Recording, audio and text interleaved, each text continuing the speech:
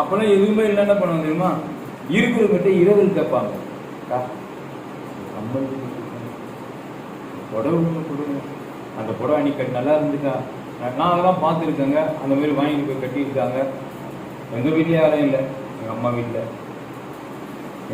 கேட்டிருக்காங்க, அப்படி வாங்கிட்டு போட்டிருக்காங்க. ஏன்? தான் ஒன்றும் இல்லாமல் இருந்தோம், தன்னை ஒரு பொருட்டென்று. எங்க? அந்த ஃபங்க்ஷனுக்கு போகும்போது, நான் சொந்தக்கார வீட்டுக்கு போகும்போது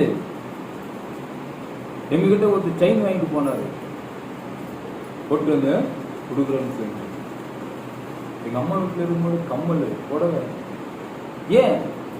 தான் ஒரு பொருட்டு என்று மற்றவர்களுக்கு காண்பிக்க விட, அங்க சும்மா இருக்கவங்க இருப்பாங்களோ சில பேரே, இங்க வாங்க கம்மல் புதுசா இருக்கு, ஏது தேவையா? ஏதோ அவங்க வாங்கிட்டு வந்திருக்காங்க, அவங்களதோ இல்லை இரவல் வாங்கினதோ இல்லை அது கவரிங் ஏதோ சரி போட்டு தன்னை ஒரு பொருட்டா காட்ட வந்திருக்காங்க. நல்லா இருக்கீங்களா?